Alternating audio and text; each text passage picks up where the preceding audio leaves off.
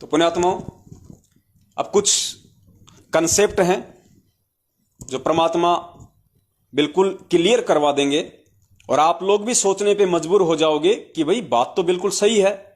हम तो रात दिन ये वाणियां पढ़ा करते हैं, लेकिन हमें तो समझ में नहीं थी ये सारी बातें। हमने कभी विचार ही नहीं किया इन बातों पे, क्योंकि बहुत सारे भगत भाई बहन इसी शंका में डूबे हुए हैं। उनकी मुख्य शंका सिर्फ यही है कि संत रामपाल जी महाराज जी का 8 सितंबर 1951 के दिन तो जन्म हुआ है और 1997 में जब उनको मार्च के महीने में सतलोक से कबीर परमात्मा आके मिले, उस समय संत रामपाल जी महाराज की आत्मा को सतलोक भेज दिया गया और 1997 से संत रामपाल जी महाराज जी के रूप में, उनके चोले में, उनके शरीर में या उनका रूप बना के खुद वो कबीर परमात्मा धरती पे प्रकट है। ये उनकी मुख्य शंका है। जबकि आज से पहले परमात्मा ने बहुत सारी वीडियो इस पे बनवा दिए हैं कि भाई परमेश्वर ने केवल उस वाणी को चरितार्थ करना था कि जब आवे 5500 पांचा तब ये वचन मेरा होगा साचा, और 5000 अरु 500 जब कलयुग बीत जाए महापुरुष फरमान तब जग तारन को आए। 650 साल पहले परमेश्वर ने जो वाणी कही थी, उस वाणी को परमात्मा ने आज सही साबित करना था। तो 1997 वाली जो बात परमेश्वर ने अपनी गहरी नजर आध्यात्मिक ज्ञान गंगा पुस्तक के पेज नंबर 538 पे जो लिखा है कि मुझ रामपाल दास को 1997 में कबीर परमात्मा आके मिले, सिर्फ और सिर्फ इस परमात्मा ने ये भूमिका इन वाणियों को सही साबित करने के लिए, जो 650 साल पहले धर्मदास जी के माध्यम से कबीर सागर में लिपिबद्ध करवाई थी, उनको सत्य साबित करने के लिए, उनको चरितार्थ करने के लिए ही परमात्मा ने इस लिखावट का जो है प्रयोग किया है, इस शब्द का परमात्मा ने प्रयोग किया है। अन्यथा परमात्मा तो 8 सितंबर 1951 से ही धरती पे प्रकट है। तो सबसे पहले हम वहीं से शुरुआत करते हैं जो भगत भाई बहनों की मुख्य शंका है।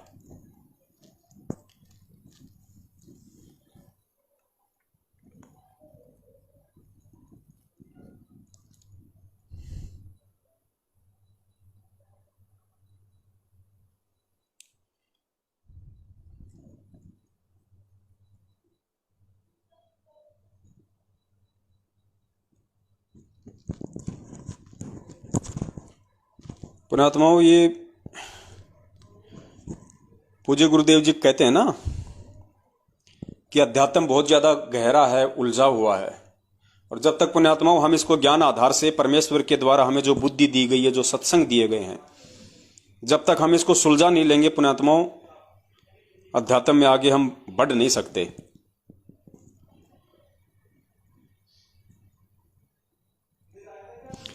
तो सुनिए सबसे पहले वो वाणी जो हम रोज संध्या आरती के एंड में गाते हैं। श्री स्वामी राम देवानंद दाता आपकी गणी सताव वो बाता। स्वामी राम देवानंद दाता आपकी गणी सताव वो बाता। तेरा राम पाल अज्ञान अज्ञान किया सतलोक का वासी। तेरा राम पाल अज्ञान अज्ञान किया सतलोक का वासी।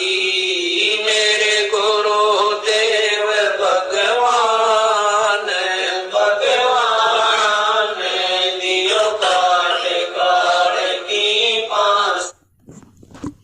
पुण्यात्मा वाणी आपने सुनी जो हम रोज पढ़ते हैं संध्या आरती में। अब पुण्यात्मा ये अध्यात्म है, बिना पूज्य गुरुदेव जी के आशीर्वाद के, बिना उनकी सत्य प्रेरणा के ये समझ में नहीं आ सकती हैं ये वाणियां, जिस पे गुरुदेव की मेहर हो। परमात्मा कहते हैं सब सुमरे अपने अनुमाना तो गति लखी न जाए, और कहे कबीर कृपया कर जन पर ज्यों की त्यों समझाए। जिस पे उस कबीर परमात्मा की मेहर हो जाएगी वही इन वाणियों को समझ सकता है और वही अपने अन्य भगत भाई बहनों को समझा सकता है। 17 फरवरी 1988 को पूज्य गुरुदेव जी लीलामय तरीके से, जैसे 650 साल पहले उन्होंने रामानंद जी को अपना मुंह बोला गुरु बनाया था, ठीक उसी प्रकार गुरु शिष्य की परंपरा को निभाने के लिए और अपने गुरु के प्रति, सतगुरु के प्रति एक भगत का क्या भाव होना चाहिए, क्या उसकी श्रद्धा होनी चाहिए, कितना उसका समर्पण होना चाहिए, इन सभी चीजों को एक उदाहरण के रूप में पेश करने के लिए परमेश्वर ने एक लीला की थी। स्वामी रामदेवानंद जी महाराज जी को अपना मुंह बोला गुरु बनाने की 17 फरवरी 1988 को। और उसके बाद में सतगुरु देव जी ने जो ये वाणी बोली है कि स्वामी रामदेवानंद जी दाता आपकी घनी सतावे वो बाता, तेरा रामपाल अज्ञान किया सतलोक का वासी। पुण्यात्माओं, परमात्मा ने उस वाणी को चरितार्थ करने के लिए जो 650 साल पहले बोली गई थी 1997 के लिए, कि 1997 से धर्मदास मेरा 13वां कबीर पंथ शुरू होगा और 1997 में मैं अपना यथार्थ 13वां कबीर पंथ में चलाऊंगा इस पृथ्वी पे। पुण्यात्मा, उस वाणी के अनुसार उस कबीर परमेश्वर ने 1997 में ही धरती पे प्रकट होना था, लेकिन दुनिया की नजरों में, उस लिखी हुई वाणी के अनुसार दुनिया की नजरों में, शास्त्रों के अकॉर्डिंग परमात्मा ने 1997 में धरती पे प्रकट होना था। इसलिए परमात्मा ने उससे पहले 1997 से पहले यानी 8 सितंबर 1951 से लेके 1997 तक परमेश्वर ने एक ऐसा जीवन जिया, एक ऐसी लीला की जिसे कोई समझ नहीं सकता कि धरती पे वो कबीर परमात्मा पहले ही प्रकट हो चुके हैं। और उस वाणी के अनुसार परमेश्वर ने कि भाई 1997 में यानी 5000 और 500 जब कलयुग बीत जाए, महापुरुष फरमान तब जग तारण को आए, यानी 1997 में वो महापुरुष जग का उद्धार करने के लिए आएगा। तो परमात्मा ने उस वाणी को सिद्ध करने के लिए संध्या आरती में इस शब्द का सहारा लेना पड़ा कि तेरा रामपाल अज्ञान किया सतलोक का वासी। यानी 8 सितंबर 1951 से 1997 के बीच में उस कबीर परमेश्वर ने जो एक भगत की भूमिका की थी, वो भगत की भूमिका उनकी पूरी हुई और वो परमेश्वर अपने आप को छुपाते हुए दुनिया की नजरों में ये कह रहे हैं कि रामपाल की जो आत्मा थी या रामपाल नाम की जो आत्मा थी, वो अपने गुरुदेव के आशीर्वाद से, अपने गुरुदेव से ज्ञान प्राप्त करके, अपने गुरुदेव से सतभक्ति लेके वो सतलोक को प्राप्त हो गई है। सिर्फ ये भेद था एक। अब 1997 में महापुरुष आएगा वाणी के अनुसार, तो पुण्यात्मा 1997 में अगर परमात्मा धरती पे आएंगे तो अचानक से तो प्रकट होंगे नहीं। अगर अचानक से परमात्मा इस कलयुग की पिछली पीढ़ी में, इस साइंस वाले जमाने में, इस टेक्नोलॉजी के जमाने में, अगर 1997 में वो परमात्मा एकदम से आके प्रकट हो जाए, पुण्यात्मा उस भगवान को कोई भगवान नहीं मानेगा, क्योंकि ऐसे जादूगरी दिखाने वाले आजकल बहुत हैं। ऐसे जंत्र मंत्र करने वाले, ऐसे सर्कस में ये जो मैजिशियन हैं, ये जो जादूगर लोग हैं, ये बहुत कर देते हैं। ये कबूतर से इंसान बना देते हैं, इंसान का कबूतर बना देते हैं। तो काल ने ये सारी जो व्यवस्थाएं हैं, ये इस तरह की, ये तांत्रिक वाली, ये इसने पहले ही यहां पे सेट कर रखी हैं। तो वो कबीर परमात्मा अगर अपनी वाणी के अनुसार अगर 1997 में अचानक अगर वो प्रकट हो जाए 20 साल का बनके या 50 साल का बनके, तो पुण्यात्माओं आज आप और हम भी उन पे यकीन नहीं करते, हम उनको भगवान नहीं मानते। तो परमेश्वर ने 8 सितंबर को ही धरती पे आना पड़ा। एक आम व्यक्ति की परमेश्वर ने लीला की और उस वाणी को सही साबित करने के लिए परमेश्वर ने संध्या आरती के एंड में ये बोलना पड़ा। और गुरु जी के प्रति, गुरु की महिमा को बनाए रखने के लिए कि बिना गुरु के कोई आत्मा पार नहीं हो सकती, इसलिए अपने गुरु की महिमा करते हुए, अपने गुरु को सरे देते हुए उन्होंने कहा कि तेरा रामपाल अज्ञान किया सतलोक का वासी। सिर्फ ये एक भेद है, जबकि परमात्मा तो शुरू से ही धरती पे प्रकट हैं।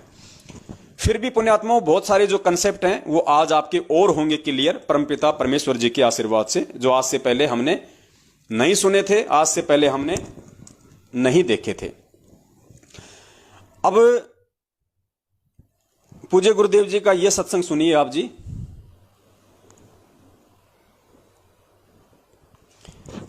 जिसमें परमात्मा स्पष्ट रूप से हमें कह रहे हैं कि पुण्यात्माओं आज तो भगवान आपके सामने आके खड़ा हो गया। बिल्कुल क्लियर कहा परमेश्वर ने सत्संग में, 2013 या 14 का सत्संग है। गुरुदेव कह रहे हैं कि पुण्यात्माओं आज तो भगवान आपके सामने आके खड़ा हो गया। तो आज हमारे सामने कौन खड़ा है पुण्यात्माओं? हमारे सामने हमारे पूज्य गुरुदेव जी खड़े हैं, जिनको हम भगवान मानते हैं। तो पूज्य गुरुदेव ने स्पष्ट संकेत कर दिया कि आज तो आपके सामने भगवान आके खड़ा हो गया। और पुण्यात्माओं अब भी यदि तुम नहीं मानोगे तो तुम पार नहीं हो पाओगे। और परमात्मा ने कहा कि तुमने अब वो धोखा नहीं खाना है जो धोखा तुम 650 साल पहले खा गए। तो सुनो, पूज्य गुरुदेव जी के मुख कमल से स्पष्ट कह रहे हैं परमात्मा कि पुण्यात्मा, आज तो तुम्हारे सामने भगवान आके खड़ा हो गया, भगवान आके खड़ा हो गया। पुण्यात्मा, परमात्मा ने 600 वर्ष पहले बताया था, धर्मदास ये जग बोरा ना, कोई न जाने पद निर्वाणा। यही कारण मैं कथा पसारा, सबसे कहिए एक राम नियारा। अब अपनी महिमा आप ही बता रहे हैं। अब मैं तुमसे कहूं चिताई, तेरे देव की उत्पत्ति भाई। कुछ संक्षेप कहूं गहुराई, सब संशय तुमरे मिट जाई। कहते हैं माँ अष्टंगी पिता निरंजन, ये जमदारुण वंशन अंजन। पहले कीन निरंजन राई, पीछे से माया उपजाई। अब ध्यान से सुनना पुण्यात्मा। रूप देख अति शोभा, देव निरंजन तन मन लोभा। निरंजन कीने भोग विलासा, माया को रही तब आशा। 3 पुत्र अष्टंगी जाए, ब्रह्मा विष्णु शिव नाम धराए। अपनात्माओं, एक तो परमात्मा सामने आकर खड़ा हो गया कि आई एम गॉड। कबीर साहब कहते हैं आई एम गॉड। देखो पुण्यात्माओं, ये होते हैं भेद। ऐसे परमात्मा अपने आप को छुपाते हैं। अब गुरु जी क्या कह रहे हैं ये वाणी सुनाने के बाद में कि पुण्यात्माओं, अब तो परमात्मा कति आपके सामने आके खड़ा हो गया। तो हमारे सामने कौन खड़ा है पुण्यात्माओं आज? और फिर पूज्य गुरुदेव जी ने अपने आप को छुपा दिया तुरंत। कबीर जी का नाम लेके अपने आप को तुरंत परमेश्वर ने छुपा दिया। पुण्यात्मा, यही संकेत होते हैं जो हमें कैच करने हैं, जो हमारे को पकड़ने हैं। क्योंकि परमेश्वर वचनबद्ध हैं। परमात्मा स्पष्ट रूप से अपने आप को परमेश्वर नहीं कहेंगे, वरना पुण्यात्मा पिछली पीढ़ी में आके और ये विशेष ज्ञान देने का, ये टेक्नोलॉजी और शिक्षा देने का कोई औचित्य नहीं रह जाएगा। अगर इसी प्रकार से हाथ पकड़ के ही सतलोक लेके जाना है तो पुण्यात्माओं फिर शिक्षा का कोई महत्व नहीं है। तो परमेश्वर ने अपने आप को भगवान साबित करने में भी कोई कमी नहीं छोड़ी, और अपने आप को काल भगवान के सामने जो परमात्मा ने जो उनको वचन दिया था उस आधार से परमात्मा अपने आप को छुपाते भी हैं। तो क्या कह रहे हैं यहां पूज्य गुरुदेव कि पुण्यात्माओं, अब तो भगवान कति आपके सामने आके खड़ा हो गया। और फिर कहते हैं कि वो कबीर भगवान खड़ा हो गया। ध्यान से सुनना। अपनात्माओं, एक तो परमात्मा सामने आके खड़ा हो गया कि आई एम गॉड। कबीर साहब कहते हैं आई एम गॉड। और बालक तो बालक अंधे से अंधा इन वचनों को सुनकर समझ सकता है कि हु इज गॉड। सबसे पहले हमने ये निर्णय करना है हु इज गॉड। अब ये क्लियर हो गया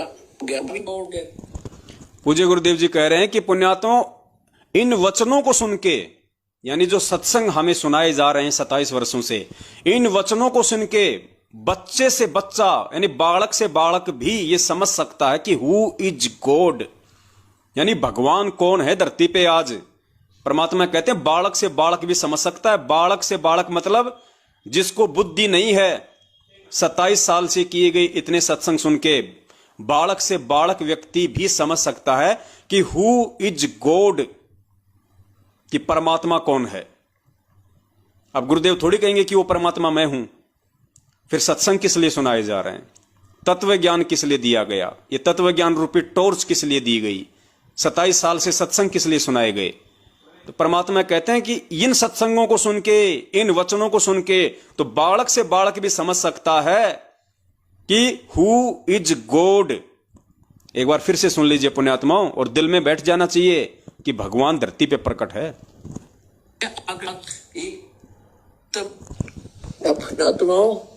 एक तो परमात्मा सामने आके खड़ा हो गया कि आई एम गॉड। कबीर साहब कहते हैं आई एम गॉड। और बालक तो बालक अंधे से अंधा इन वचनों को सुनकर समझ सकता है कि हु इज गॉड। सबसे पहले हमने ये निर्णय करना है हु इज गॉड। अब ये क्लियर हो गया। तो सबसे पहले हमने यही निर्णय करना है कि हु इज गॉड। और पुण्यात्माओं, जब हम ये निर्णय कर लेंगे ज्ञान आधार से, साध संगति से, कि संत रामपाल जी महाराज जी इज कंप्लीट गॉड, उसके बाद पुण्यात्माओं आप अपने घर से मटके से अगर एक बोतल में पानी भर के परमात्मा के दरबार में रख देंगे और बंदी छोड़ से अरदास कर लेंगे कि हे परमपिता परमेश्वर, आप धरती पे प्रकट हैं परमात्मा, अब आप अपने आप को छुपा नहीं सकते परमेश्वर, इस ज्ञान आधार से आपने संपूर्ण खुलासा कर दिया है। और परमेश्वर, दास आपकी शरण में है, तन मन धन से आप मेरे इष्ट हैं, आप मेरे गुरु भगवान है, आपके अलावा सौपन में भी मैं किसी अन्य देवी देवता ब्रह्मा विष्णु महेश दुर्गा और काल का चिंतन नहीं करूंगा। और परमेश्वर, इस सामान्य से दिखने वाले जल में परमेश्वर अपनी अमृतवाणी को समाहित कीजिए, परमेश्वर अपने वचन को समाहित कीजिए। पुण्यात्मा, उसी दिन से वो बोतल परमात्मा चरणामृत बना देगा, अमृत जल बना देगा वो। इसके विषय में हम आगे बात करेंगे खुल के, उससे पहले हमारे को ये हृदय में समझ आना चाहिए कि धरती पे कौन है। अब आगे चलिए पुण्यात्माओं, हम दूसरी वाणी को लेते हैं।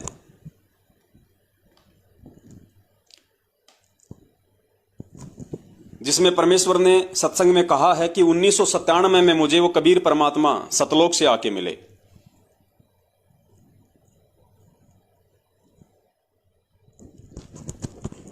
पहले आप जी ये छोटा सा सत्संग सुनिए परमात्मा का,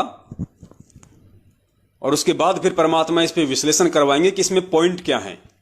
पुण्यात्मा, फिर हमें समझ में आएगा कि सुनते तो हम सत्संग बहुत थे गुरु जी के, इस सत्संगों भी हमने बहुत बार सुना, लेकिन इन बातों पे कभी गौर नहीं किया, हमारा कभी दिमाग नहीं गया कि कितना बड़ा रहस्य इस छोटे से सत्संग में दिया परमात्मा ने। समझने वाला वही समझ सकता है कि धरती पे वो कबीर परमात्मा 8 सितंबर 1951 से प्रकट है या 1997 में संत रामपाल जी महाराज जी की आत्मा को सतलोक भेज के उसके चोले में खुद है। सब कुछ क्लियर हो जाएगा। अब देखिएगा, सन 1997 के लिए कैसे आपको यकीन होगा, देखना। दास ने एक पुस्तक लिखी है, आध्यात्मिक ज्ञान गंगा, और जो आपके कर कमलों में है, इसमें एक लेख है 538 पृष्ठ पे, यथार्थ कबीर पंथ परिचय नामक एक विषय है। और इसमें यहां लिखा है, मुझ दास यानी रामपाल दास को परमेश्वर कबीर साहिब जी संवत 2054 फाल्गुन मास शुक्ल पक्ष एकम मार्च 1997 को दिन के 10 बजे मिले थे तथा सार शब्द की वास्तविकता और संगत को दान करने का सही समय संकेत देकर अंतर्ध्यान हो गए थे। और इसको यानी मुझे परमात्मा मिले थे, इसको अगले आदेश तक रहस्य युक्त रखने का आदेश दिया था। और फिर परमात्मा ने एक और अनमोल खजाना अभी 10 दिन के अंदर अंदर हमें दिया है। पुण्यात्माओं, इस छोटे से 2 मिनट के सत्संग में परमात्मा ने 2 इतने बड़े पॉइंट दे दिए हैं। और परमात्मा ने ये इसीलिए ये पॉइंट छोड़े हैं ताकि मेरे बच्चे मुझे पहचान लेंगे कि मैं 8 सितंबर से धरती पे प्रकट हूं या 1997 से। पुण्यात्माओं, ध्यान से सुनना इन चीजों को। 2 कौन से पॉइंट हैं? सबसे पहले चलिए पॉइंट नंबर 1 पे, और संगत को दान करने का सही पक्ष एकम मार्च 1997 को दिन के 10 बजे मिले थे तथा सार शब्द की वास्तविकता और संगत को दान करने का सही समय संकेत देकर अंतर्ध्यान हो गए थे। और इसको यानी मुझे परमात्मा कह रहे हैं अपने आप को छुपाते हुए, उस वाणी को चरितार्थ करते हुए कि मार्च 1997 में कबीर परमात्मा मुझ रामपाल दास को मिले थे और सार शब्द की वास्तविकता, सार शब्द की या सार नाम की वास्तविकता और संगत को दान करने का सही समय बताकर। एक पॉइंट क्या है पुण्यात्माओं कि गुरुजी को लोगों के अनुसार, जो भगत भाई बहन उन्हें 1997 से भगवान मानते हैं और संत रामपाल जी महाराज जी को केवल एक आत्मा मानते हैं, उन लोगों के अनुसार इस वीडियो में पूज्य गुरुदेव जी कह रहे हैं कि कबीर परमात्मा मार्च 1997 में मुझे मिले और मिलके परमेश्वर ने क्या कहा, यानी सार शब्द की वास्तविकता और उसको दान करने का सही समय बताया। यानी कबीर परमात्मा 1997 में संत रामपाल जी महाराज जी को मिले, मिलके वो वापस चले गए, कुछ समय के लिए मिले और क्या दिशा निर्देश देके चले गए। कबीर परमात्मा ने संत रामपाल जी महाराज जी से कहा कि मैंने तुझे जो सारनाम या सार शब्द दिया है वो संगत में तेरे को कब दान करना है, संगत में तुझे सारनाम कब ओपन करना है, उसका सही समय बता के।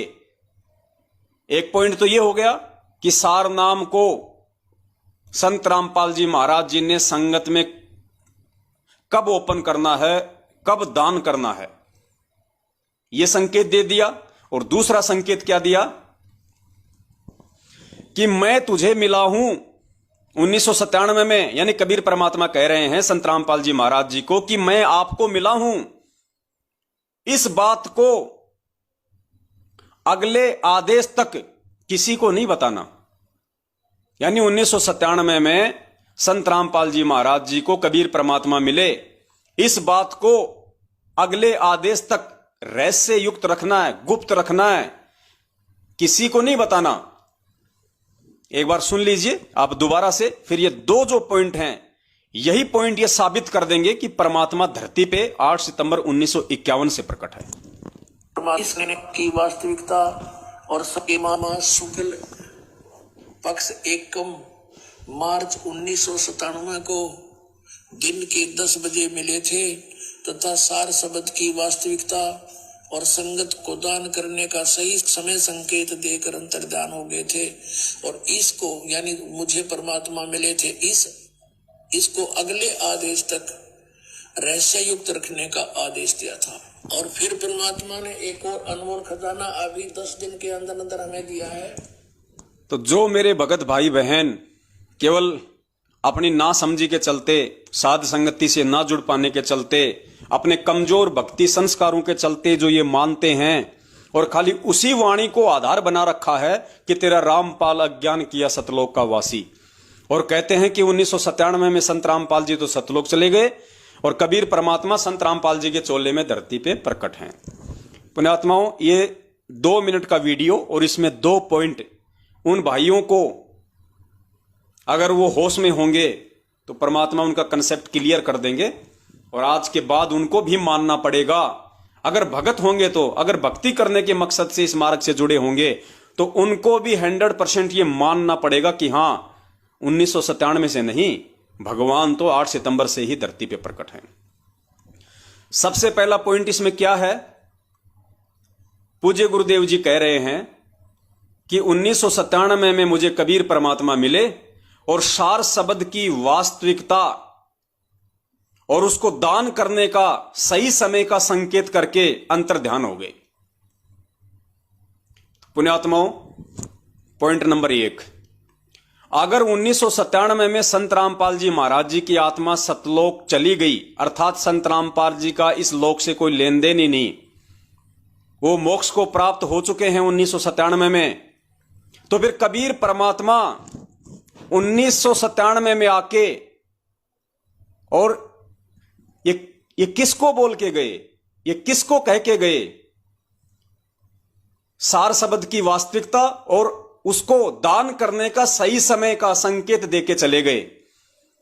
अगर संत रामपाल जी महाराज जी को सार नाम की वास्तविकता बता के और उसको दान करने का सही समय बताने का संकेत देके परमात्मा चले गए कि भाई सार नाम आपने 2 साल बाद देना है या सार नाम आपने 4 साल बाद देना है संगत में, तो पुण्यात्मा एक बात बताओ, जब संत रामपाल जी 1997 में सतलोक चले गए तो ठीक का समय जब आएगा सार नाम देने का तो कौन देगा?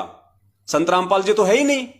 संत रामपाल जी तो आप लोगों के अनुसार 1997 में सतलोक चले गए, तो क्या संत रामपाल जी झूठ बोल रहे हैं यहां पे कि कबीर परमात्मा मुझे मिले और सार शब्द की वास्तविकता बताई और कहा कि इसको संगत में दान कब करना है, कब लोगों को देना है, वो संकेत देके चले गए मुझे, तो कौन देगा? संत रामपाल जी तो कब के सतलोक चले गए 1997 में, तो कबीर परमात्मा फिर वो किसके माध्यम से नाम दिलवाएंगे?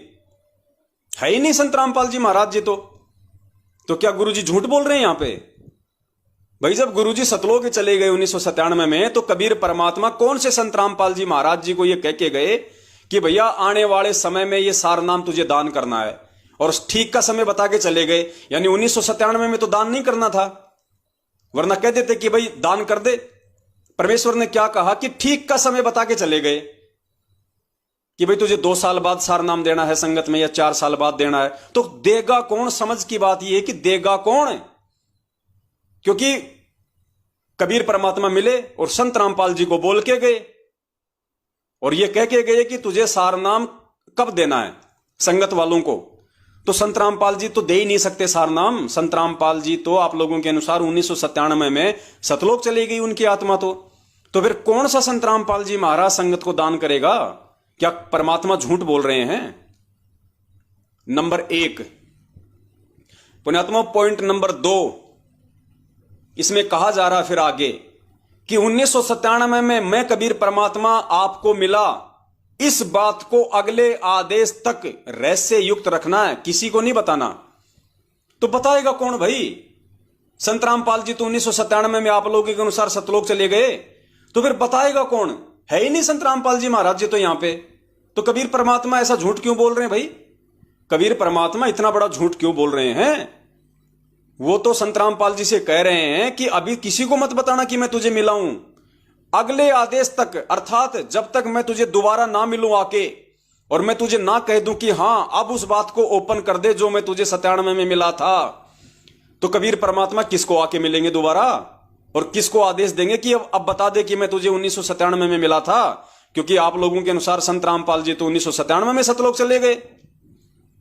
पुण्यात्माओं, ये पॉइंट जो है ये क्लियर करते हैं कि 1997 की बात परमात्मा ने केवल 650 साल पहले धर्मदास जी को जो लिखवाया था कबीर सागर में कि जब आवे 5505 तब ये वचन मेरा होगा साचा, उन वाणियों को सत्य साबित करने के लिए डॉक्यूमेंट्री केवल परमेश्वर ने अपनी पुस्तक आध्यात्मिक ज्ञान गंगा के पेज नंबर 538 पे ये बात लिखी थी, अपने आप को छुपाते हुए कि मुझ रामपाल दास को 1997 में कबीर परमात्मा मिले। पुण्यात्मा, समझदार को संकेत काफी होता है। दूसरा, अभी भी अगर आप लोगों के समझ में नहीं आई है ये बात, तो परमात्मा ने कोई कमी नहीं छोड़ रखी है, इतने भेद दे रखे हैं परमेश्वर ने।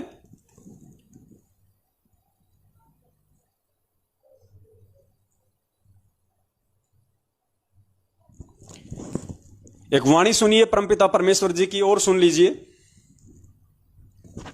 लोक अनामी जावेगी वहाँ को ना मिले चौबारे, आत्मा और परमात्मा वहाँ को ना रहते न्यारे। लोक अनामी जावेगी वहाँ को ना मिले चौबारे, आत्मा और परमात्मा वहाँ नहीं रहते न्यारे। रामपाल प्रीतम प्यारे की आत्मा वह पूर्ण आनंद लेरी, सच कहूं ना झूठ रती भरी बात मान ले। ये वाणी है परमपिता परमेश्वर जी की, जिसके एंड में परमपिता परमेश्वर सतगुरु रामपाल जी महाराज जी स्वयं कह रहे हैं कि लोक अनामी जावेगी। अब पुण्यात्माओं, अनामी लोक क्या है? परमात्मा ने बताया वहां पे 4 लोक हैं। प्रथम लोक है, सबसे नीचे है सतलोक।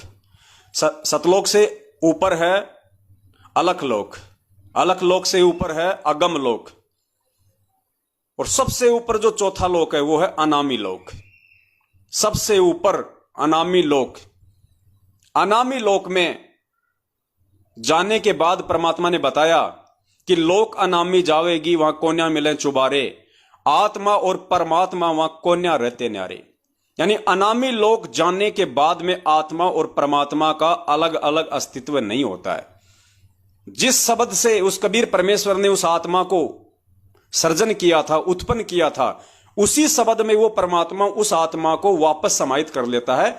सदा सदा के लिए उस आत्मा का झंझट ही समाप्त हो जाता है अनामी लोक में जाने के बाद। और अनामी लोक में जाने की जो प्रोसीजर है वो सीढ़ी दर सीढ़ी है। कैसे?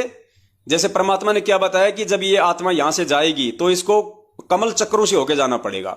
सबसे पहले गणेश जी का मूल कमल,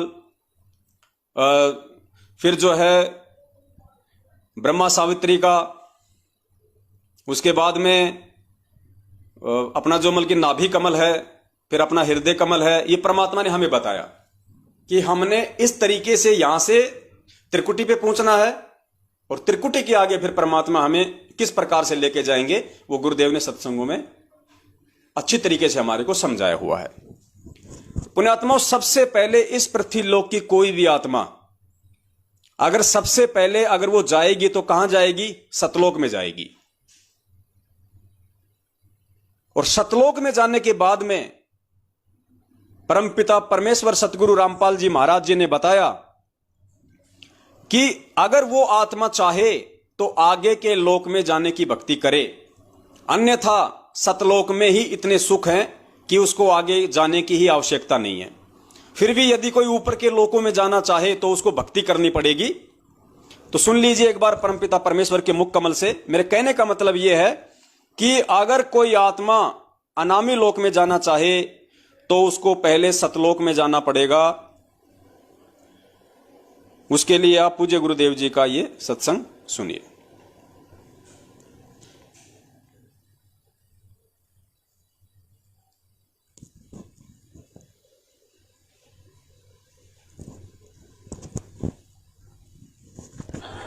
सतलोक में जाके सुरता संकट कट जा सारे, अलख लोक और अगम लोक के, यानी सतलोक में जाकर के फिर अलख अगम लोक को और सतनामी को हम वहां जाकर के प्राप्त करेंगे। वहां अलग से वहां भक्ति, हम चाहेंगे ऊपर जाना तो वहां भक्ति करेंगे, नहीं तो सतलोक में। जैसे वहां इस लोक ने छोड़कर जी को ना, और ये तो छुट्टे भी गा, तो वहां तो इतना आनंद हो जाएगा। वो आपकी इच्छा, आगे ऊपर चलना या ना चलना, सतलोक तक जाने के बाद कोई कष्ट नहीं है, फिर पुनर्जन्म नहीं है।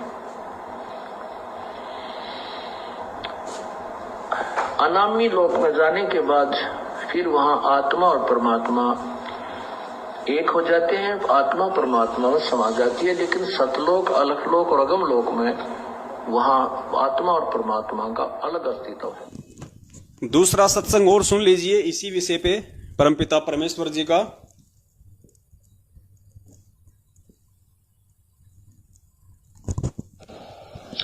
जन्म मरण मिट जावे है सुरता, वो आनंद काया तेरी। सच कहूं ना झूठ रती बुरी, बात मान ले मेरी। सतलोक में जाके सुरता संकट कट जा सारे, अलख लोक और अगम लोक के, यानी सतलोक में जाकर के फिर अलख अगम लोक को और सतनामी को हम वहां जाकर के प्राप्त करेंगे। वहां अलग से वहां भक्ति, हम चाहेंगे ऊपर जाना तो वहां भक्ति करेंगे, नहीं तो सतलोक में। जैसे वहां इस लोक ने छोड़कर जी को ना, और ये तो छुट्टे भी गा, तो वहां तो इतना आनंद हो जाएगा। वो आपकी इच्छा, आगे ऊपर चलना या ना चलना, सतलोक तक जाने के बाद कोई कष्ट नहीं है, फिर पुनर्जन्म नहीं है। अनामी लोक में जाने के बाद फिर वहां आत्मा और परमात्मा एक हो जाते हैं, आत्मा परमात्मा में समा जाती है। लेकिन सतलोक, अलखलोक और अगम लोक में वहां आत्मा और परमात्मा का अलग अस्तित्व है। अर्थात ये जो दोनों जो प्रमाण है परमपिता परमेश्वर के सत्संग आधार से, ये साबित करते हैं कि अगर आपको अलख लोक में जाना है, अगर आपको अनामी लोक में जाना है, तो सबसे पहले आपको सतलोक में जाना पड़ेगा। उसके बगैर आप जी डायरेक्ट ऊपर के लोकों में नहीं जा सकते। यानी कोई भी आत्मा, कोई भी जीव, 21 ब्रह्मांड का प्राणी, सबसे पहले उसको सतलोक में जाना पड़ेगा। सतलोक के बाद ही वो ऊपर के लोकों में जा सकता है। इस पॉइंट को ध्यान रखना आप जी, मैन ये है। अब आपको समझ में आएगा परमपिता परमेश्वर की वो वाणी।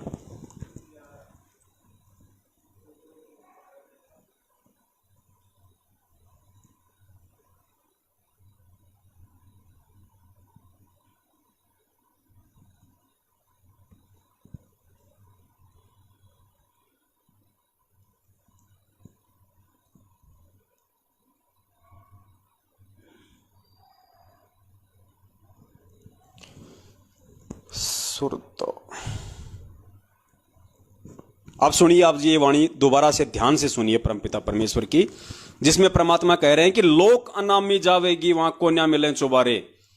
यानी यहां पे संत रामपाल जी महाराज जी का जो जिक्र आ रहा है वो है अनामी लोक में जाने का। लोक अनामी जावेगी वहां कोन्या मिले चौबारे, आत्मा और परमात्मा वहां कोन्या रहते न्यारे। कहां की बात हो रही है? अनामी लोक की, जो सबसे ऊपर है। फिर आगे क्या कह रही है वाणी? रामपाल प्रीतम प्यारे की आत्मा वहां पूर्ण आनंद ले रही, और सांच कहूं ना झूठ रती बर बात मान ले मेरी। दो शब्द हैं परमात्मा के, ध्यान से सुनिए। अब क्या बताते हैं परमात्मा? ये परमेश्वर स्वयं ही दास बनते हैं, स्वयं ही एक सच्चे भक्त का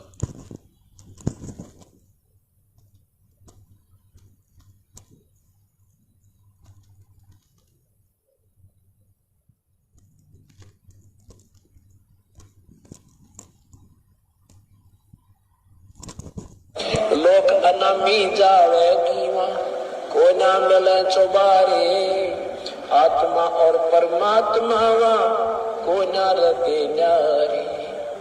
लोक अनामी जावेगी वहाँ को ना मिले चौबारे, आत्मा और परमात्मा वहाँ नहीं रहते न्यारे। रामपाल प्रीतम प्यारे की आत्मा वह पूर्ण आनंद ले री, सच कहूं ना झूठ रती भर बात मान ले में। दूसरा और सुन लीजिए। लोक अनामी जावेगी वहाँ को ना मिले चौबारे, आत्मा और परमात्मा वहाँ को ना रहते न्यारे। रामपाल प्रीतम प्यारे की दुल्हन अब पूर्ण आनंद ले री, सच कहूं ना झूठ रती भर बात मान ले मेरी। दोनों वाणियां क्या स्पष्ट कर रही हैं कि लोक अनामी जावेगी वहां कोन्या मिले चौबारे, आत्मा और परमात्मा वहां कोन्या रहते न्यारे। और रामपाल प्रीतम प्यारे की आत्मा वहां पूर्ण आनंद ले रही। कहां पे? अनामी लोक में। और साच कहूं ना झूठ रति भर, परमात्मा कह रहे हैं इसमें रति भर भी झूठ मत मान लेना, बिल्कुल सच कह रहा हूं। साच कहूं ना झूठ रति भर बात मान ले मेरी। परमात्मा कह रहे नालायकों मेरी बात को मान लो, समझ जाओ संकेत को। तो पुण्यात्माओं, यदि संत रामपाल जी महाराज जी कोई आत्मा थी, और यदि 8 सितंबर 1951 को गांव धनाना जिला सोनीपत हरियाणा में भगत नंदराम जाट और माता इंद्रो देवी के गर्भ से आई थी, पुण्यात्माओं इस लोक का विधान है, इस 21 ब्रह्मांड से कोई भी आत्मा डायरेक्ट अनामी लोक नहीं जा सकती। उस आत्मा को पहले सतलोक जाना पड़ेगा। सतलोक से फिर परमात्मा ने अपना विधान बता दिया कि अगर आगे की भक्ति करना चाहो तो आगे के लोकों में जाओगे। यानी सतलोक जाके ही आप अनामी लोक में जा सकते हो। इस 21 ब्रह्मांड से, इस मृत लोक से डायरेक्ट अनामी लोक में किसी भी आत्मा को भेजने का कोई प्रावधान नहीं है। पुण्यात्माओं, संत रामपाल जी महाराज जी फिर इस शब्द में क्यों कह रहे हैं कि लोक अनामी जावेगी वहां को ना मिले चौबारे, आत्मा और परमात्मा वहां ना ही रहते न्यारे। और रामपाल प्रीतम प्यारे की आत्मा वहां अनामी लोक में पूर्ण आनंद ले रही, साच कहूं ना झूठ रती बर बात मान ले मेरी। पुण्यात्माओं, इससे क्या साबित होता है कि संत रामपाल जी महाराज कोई आत्मा नहीं है, कोई जीव नहीं है, वो स्वयं पूर्ण ब्रह्म परमेश्वर हैं जो 8 सितंबर को धरती पे प्रकट हुए थे। और वो परमात्मा जब चाहे सतलोक चला जाए, जब चाहे वो डायरेक्ट अनामी लोक में चला जाए, जब चाहे वो किसी भी ब्रह्मांड में चला जाए, ये उसका अपना अधिकार है। क्योंकि परमेश्वर ने एक सत्संग में बताया कि जैसे हमारा हाथ है, हमारा हाथ हमारी बॉडी की रेंज में होता है, और हमारे शरीर में जहां कहीं भी कोई खुजली चलेगी तो हमारा हाथ तुरंत वहां पे पहुंच जाता है, क्योंकि हमारा शरीर इस हाथ की रेंज में है। तो ये हाथ समझ लो वो कबीर परमात्मा संत रामपाल जी महाराज, और ये शरीर समझ लो पूरी सृष्टि इस कबीर परमेश्वर संत रामपाल जी महाराज जी के क्षेत्र में आता है। पूरी सृष्टि जब चाहे जहां वो पहुंच सकता है, सेकंडों में। इसलिए इस वाणी के अनुसार धरती पे 8 सितंबर से कबीर परमात्मा ही प्रकट थे, और वो कबीर परमात्मा चाहे तो डायरेक्ट अनामी लोक में चला जाए, वो चाहे तो डायरेक्ट अलख लोक में चला जाए, वो चाहे तो डायरेक्ट सात संग ब्रह्मांडों में चला जाए, वो कहीं भी जा सकता है। उसका हाथ पकड़ने वाला कोई नहीं है। उसके लिए परमात्मा ने यह सत्संग में बताया, हाथ का परमात्मा ने एग्जाम्पल दिया, खुजली का और हाथ का।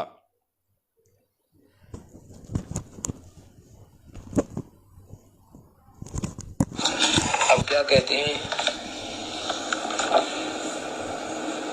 चारों युग में हम फेरे, चारों युग में मैं फेरूं, नहीं आऊं नहीं जाऊं।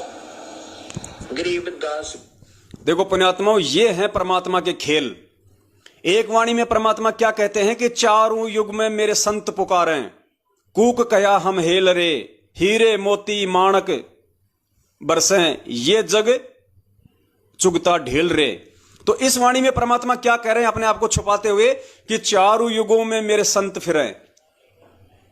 और इस वाणी में परमात्मा क्या कह रहे हैं कि चारों युगों में मैं फिरूं, चारों युग में मैं आऊं। सुनो ध्यान से। अब क्या कहते हैं, चारों युग में हम फेरे, चारों युग में मैं फेरूं, नहीं आऊं नहीं जाऊं। गरीबदास गुरु भेद से लखो हमारी ठाव, चारों युग में मैं आता हूं। वैसे तो जैसे हमारे शरीर में कहीं भी, चाहे पंजे में, पैर के पंजे में कोई कांटा लग जावे, एकदम हाथ पहुंच जाता है फ्रिक्शन ऑफ सेकंड में।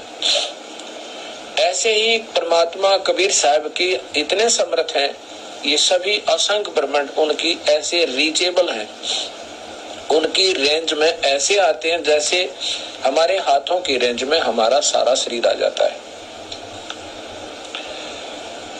कबीर साहब यहाँ पर जब आते हैं, अपना तेज पुंज का एक और कोट बना देते हैं मनुष्य जैसा। वैसे तो मनुष्य जैसे शरीर में वहां रहते हैं अपने वास्तविक रूप में, लेकिन वहां इनका तेज बहुत ज्यादा है।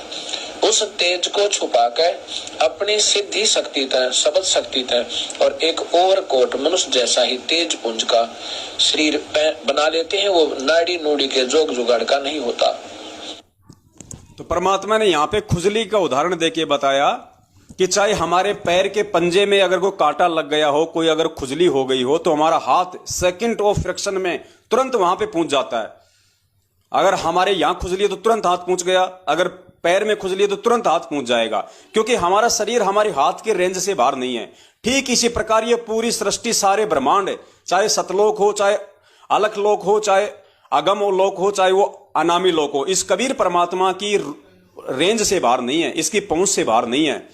इसलिए ये वाणी साबित करती है और अंध भक्तों की आंखें खोलने के लिए परमात्मा ने ये संकेत दिया कि लोक अनामी जावेगी, वहां को न्या मिले चौबारे, आत्मा और परमात्मा वहां को न्या रहते न्यारे, और रामपाल प्रीतम प्यारे की आत्मा वहां पूर्ण आनंद ले रही।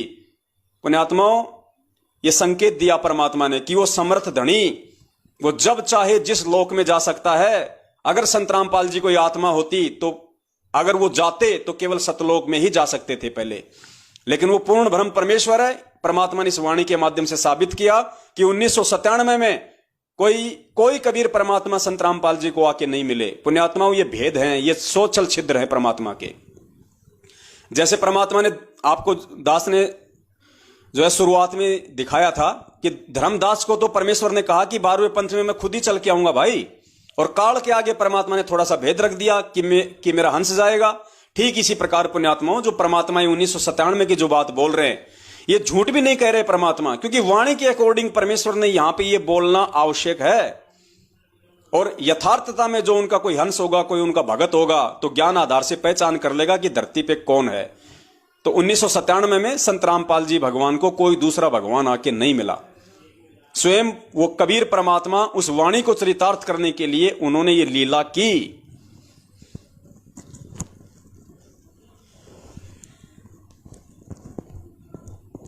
और पुण्यात्माओं, उस वीडियो में आपने सुना पहले कि 1997 में मुझे कबीर परमात्मा मिले और सार नाम और सार शब्द की वास्तविकता और दान करने का सही समय बता के अंतर ध्यान हो गए। तो जाहिर सी बात है, 1997 से पहले तो किसी को सार नाम दिया ही नहीं होगा, किसी को सार शब्द दिया ही नहीं होगा 1997 से पहले तो, क्योंकि 1997 में कबीर परमात्मा आए और उनको दान करने का सही समय बता के चले गए। तो पुण्यात्माओं, अब आप जो सत्संग सुनेंगे परमात्मा का, जिसमें परमात्मा कह रहे हैं कि 1994 से लेके 1997 तक मैंने इक्के दुक्के व्यक्तियों को ही सार नाम दिया जो हमारे कति खास थे। गुरुजी कह रहे हैं कि इक्के दुक्के व्यक्तियों को ही मैंने सार नाम दिया है। कब से? 1994 से 1997 के बीच में। जबकि उस सत्संग में परमात्मा कह रहे हैं कि 97 में तो खुद परमात्मा आके मिले और बोले कि इसको सही दान करने का समय मैं बताऊंगा। तो फिर उससे पहले सार नाम कौन दे सकता है पुण्यात्माओं? क्या एक जीव की औकात है जो परमेश्वर के आदेश बिना और सार नाम को दान करने के सही समय के बिना कोई उनसे पहले ही दान कर दे? तो कौन दान कर सकता है? स्वयं कबीर भगवान ही दान कर सकता है। तो ये परमात्मा ने संकेत छोड़ा कि धरती पे 8 सितंबर से कबीर परमात्मा ही प्रकट है।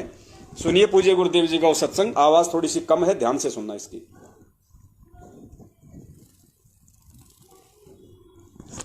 दिखाना चाहते हैं कि ये वो समय आ गया है 5505 वर्ष जब कलयुग बीत चुका है। 1997 में और 1994 में दास को आदेश मिला था दीक्षा देने का, और 97 तक हमने सार नाम किसी को नहीं दिया। इक्के दुक्के दो खास मेरे साथ थे।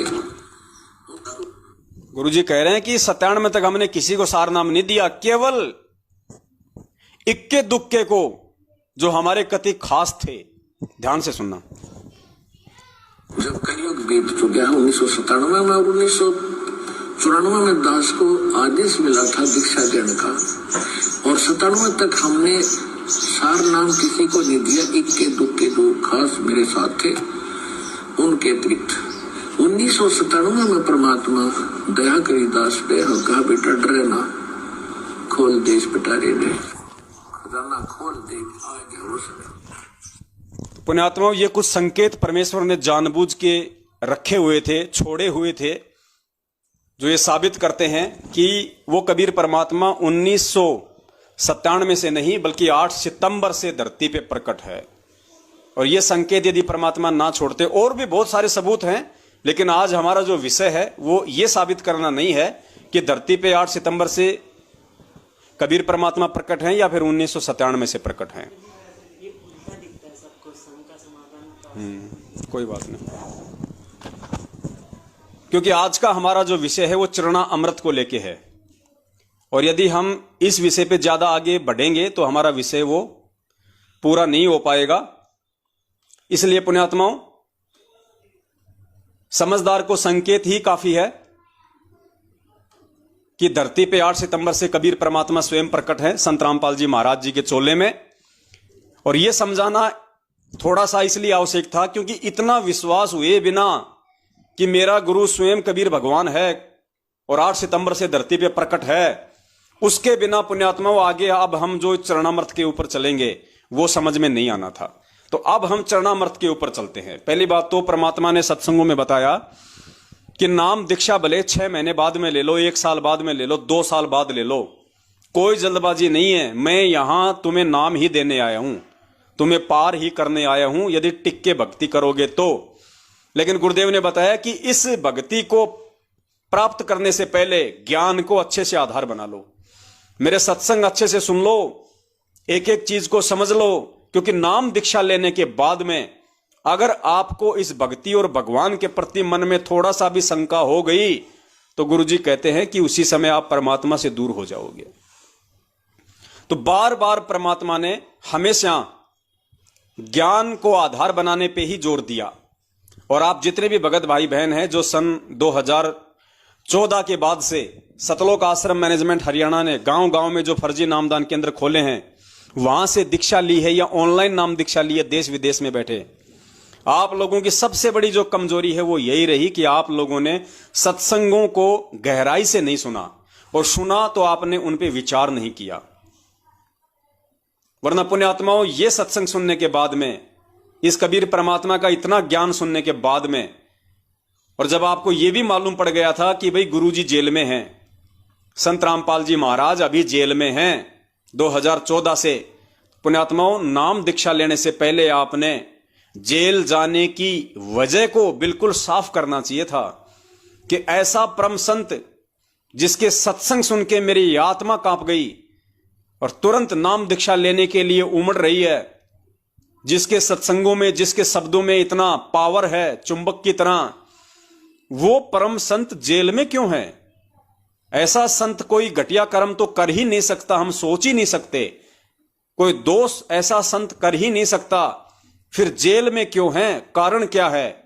और पुण्यात्माओं, जब आप उस कारण में जाते तो परमात्मा आपको समझाते कि वो कारण 2014 का बरवाला कांड उन्हीं लोगों का किया कराया ड्रामा था, जो लोग काल एजेंट बन के संत रामपाल जी महाराज जी से जुड़े हुए थे, जिनमें उनके कलयुगी बेटा बेटी, भाई बंधु, रिश्तेदार, जवाई और स्टेट कोऑर्डिनेटर, ये बड़े बड़े महापुरुष भगत समझे जाने वाले लोग सारे के सारे उस षड्यंत्र में शामिल थे।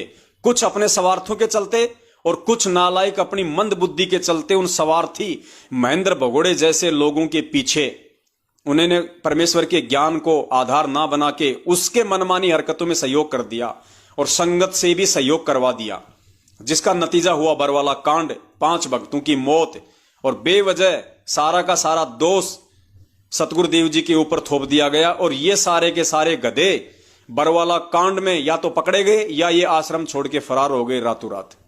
और आज तक उनका भाई, उनका बेटा, उनका जवाई, उनके रिश्तेदार भगोड़े बन के घूम रहे हैं, भगोड़े बन के। पुण्यात्माओं, संत रामपाल जी महाराज का भगत और पुलिस प्रशासन के आगे भगोड़ा बन के घूमे, ये उस भगत और भक्ति के नाम पे वो व्यक्ति कलंक है, कलंक। क्योंकि संत रामपाल जी परमेश्वर का भगत पहली बात तो ज्ञान लेने के बाद में कोई गलत काम नहीं करेगा, और अगर जबरदस्ती उससे कोई गलत साबित करने की कोशिश करेगा तो वो भगोड़ा नहीं बनेगा, वो वांटेड नहीं कहलाएगा। वो अपने गुरुदेव पे विश्वास करके, भक्ति पे विश्वास करके, चाहे कोर्ट हो चाहे वो कचहरी हो, उसका सामना करेगा। उसको विश्वास होगा कि मेरा भगवान मेरे साथ में है, और जब भगवान साथ में है तो सच्चाई को कौन दबा सकता है, कौन मिटा सकता है? संघर्ष तो भगत को करना ही पड़ता है यहां पे। तो पुण्यात्माओं, उन भगोड़ों के द्वारा 2014 के बाद ये देश विदेश में जितने भी 400-500 नामदान केंद्रों की दुकानें खोली गई हैं, ये गुरुदेव के उस भगोड़े भाई महेंद्र ने खोली हैं। गुरुदेव का कोई आदेश नहीं है। जिस दिन गुरुदेव का डीवीडी से नाम दीक्षा देने का या कोई भी नाम दीक्षा केंद्र खोलने का आदेश होगा, उस दिन परमात्मा सार्वजनिक करेगा उस बात को, सार्वजनिक। जिस प्रकार हमें अपने गुरुदेव जी ने बताया कि जब मुझे मेरे गुरुदेव ने नाम दीक्षा देने का आदेश दिया तो पूरी संगत को बुला लिया और सबके सामने मुझे खड़ा करके कहा कि आज के बाद में ये रामपाल नाम दिया करेगा, और जो आज के बाद इसको गुरु नहीं मानेगा वो मेरा कुछ नहीं लगता। इस प्रकार से पूज्य गुरुदेव जी संगत में सार्वजनिक करेंगे इस इतनी बड़ी सेवा को, ताकि कोई उंगली ना उठाए। इसलिए पुण्यात्माओं, हम इन काल एजेंटों की इन मनवस और घटिया हरकतों का विरोध करते हैं, क्योंकि ये परमपिता परमेश्वर के बच्चों को उनके ज्ञान की आड़ में, उनके नाम की आड़ में, उनके आदेश की आड़ में ठग रहे हैं। और अरबों खरबों में इन्होंने धन पिछले 7 वर्षों से परमपिता परमेश्वर के बच्चों का ज्योति पाठ और दान के नाम पे लूटा है। राजनीतियां करवा के, आरक्षणबाजियां करवा के, रक्तदान, दे दान, पता नहीं कैसे कैसे घटिया कुकर्म करवा के, जिनका गुरुदेव से पिछले 27 वर्षों से कोई संबंध नहीं, वो सारे घटिया कुकर्म इन्होंने भगत समाज से करवाए और मूर्खों ने इनका सहयोग किया। सबकी मर्यादा छिन्न भिन्न करवा दी, जिसका नतीजा आज 90% घरों में लड़ाई झगड़े, पति पत्नी की मारपीट, गाली गलौच। इनके सारनामी लोग जिन्होंने रोहतक से सार नाम लिया था डीवीडी वाला फर्जी, आज वो यहां पे जर्दा लगाते हैं, जर्दा बीड़ियां पीते हैं। और ये फर्जी सार नाम लेने के बाद में वो इतने बिगड़ गए, बात बात पे गाली, लड़ाई झगड़ा, गुस्सा। क्योंकि परमात्मा ने स्पष्ट रूप से कह रखा कि भैया ये भगवान तो लाइट है, लाइट, बिजली। मर्यादा में रहोगे तो काम करेगी, मर्यादा तोड़ोगे, नंगा तार पकड़ोगे तो झटके भी मारेगी। तो उस मूर्ख संगत ने अपने गुरुदेव पे विश्वास ना करके कि भाई भगवान यहां पे सारनामी तो देने आता है, अरे भगवान सतलोक से चल के यहां पे सारनामी तो देने आता है, भेड़ बकरियां चढ़ाने थोड़ी आता है। और धरती पे भगवान प्रकट है, जेल में उसको बांध के कौन रख लेगा, किसकी औकात है? वो बैठा सिर्फ इसलिए है कि हमारे विश्वास की परीक्षा देख रहा है। वो इंतजार सिर्फ इसलिए करवा रहा है कि हम मूर्खों के विश्वास की परीक्षा ले रहा है कि इन नालायकों को मेरे ऊपर विश्वास भी है या नहीं है, मेरे सत्संगों को आधार भी बनाया कि नहीं बनाया, कि गुरुजी जेल से बाहर भी आएंगे नहीं आएंगे।